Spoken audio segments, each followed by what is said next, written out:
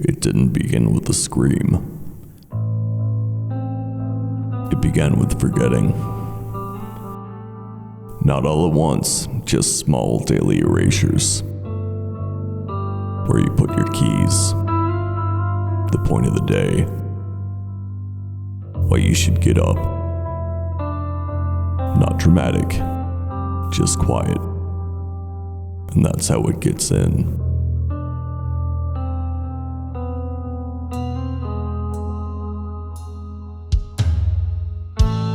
The abyss didn't break down the door.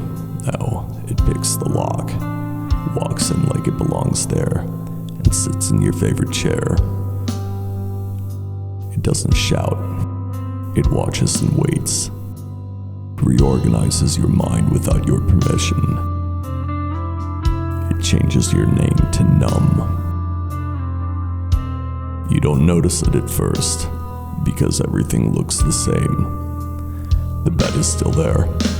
The sky still shifts. And you still reply when someone asks, "How are you?" with, "Fine." Colors and meaning drain from everything as if you're watching a movie made in black and white. And something inside you, the part that needs to want things, just stops showing up. This isn't sadness. This is a clinical extinction event. Biological betrayal. A chemical erosion of everything you once mistook for identity. You don't cry. Rather, you stop blinking for too long. You stare at the walls and forget how long you've been doing it. You wake up exhausted from dreams where you weren't even alive. Sure, people ask if you're okay, but you lie. You are not suicidal. That would require desire, even if it's for an ending. No, this isn't desire in the slightest. This is a complete flattening absence of desire. This is being conscious but not present, where you become a witness trapped inside your skull while the body goes through the motions. And what of God? Fuck, you don't even remember what you used to believe in anymore. You just remember that once there was noise inside of you, and now there's nothing.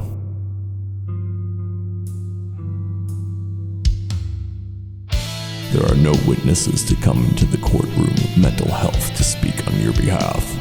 No alarm bells ring when meaning begins to rot. No divine eyes are tracking your collapse, and no sirens of fate echo in the distance. It's just the slow unraveling of meaning inside of your skull, the hollowing, the slow forgetting, a quiet rearranging of the soul like furniture pressed against locked doors to keep the darkness out, and a quiet sickness that curls itself around your soul like a smile too wide and too fixed. The abyss is already inside. You aren't even aware of when it barged in, and it sure as hell didn't announce itself when it arrived. It breathes through silence, eats through routine, and moves like water down the spine, cold and unnoticed, until you're submerged into the surface as mere memory. This is not a record of collapse. Collapse would imply movement, impact, a thunderous falling. No, this is a record of corrosion, a chronicling of the slow unmasking of the self, thought by thought, moment by moment, is what happens when faith is not just lost, but replaced by something hungrier. Not disbelief, not apathy, but something more ravenous.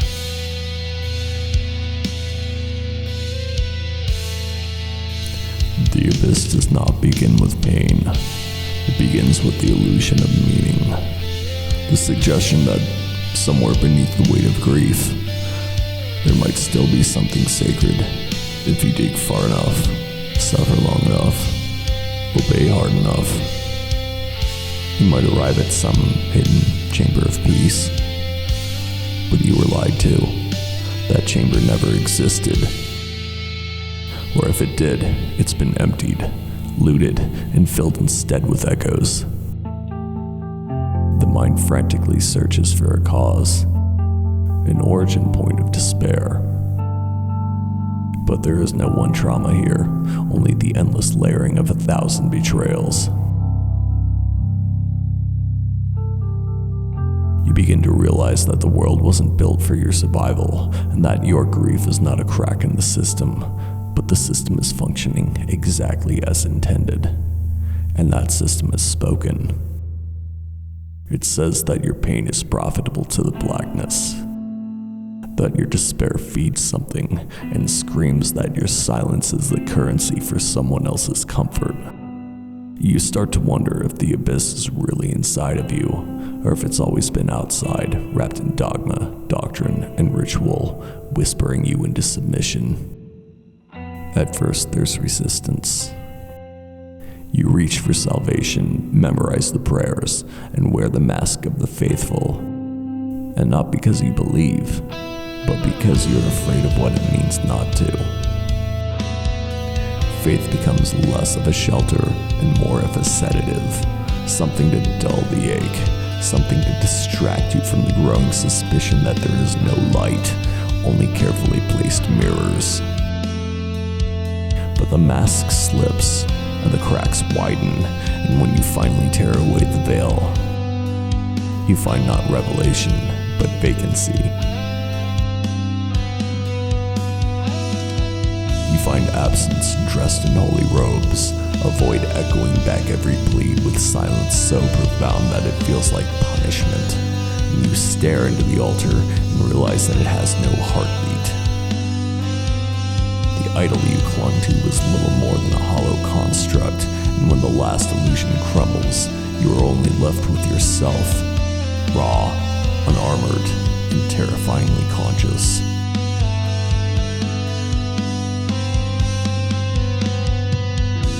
There is no divine intervention, nor was there a final verdict.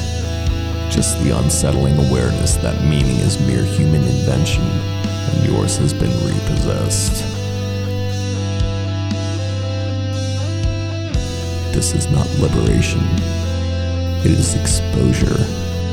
It is the shelf beneath the self, stripped of metaphor and myth, squinting in the stark light of a truth for which you didn't ask. You are a witness to the disintegration of certainty. You are not falling because you've already landed in the stillness beneath belief, where the silence is dense, heavy, and has a gravity of its own. And in that gravity, you begin to ache, not for joy or hope, but for neutrality, for a nothingness that isn't ripe with pain. You begin to bargain with the silence. Maybe if you're quiet enough, small enough, invisible enough, the world would stop pressing its weight into your chest. Maybe if you dissolve completely, you'll stop disappointing it.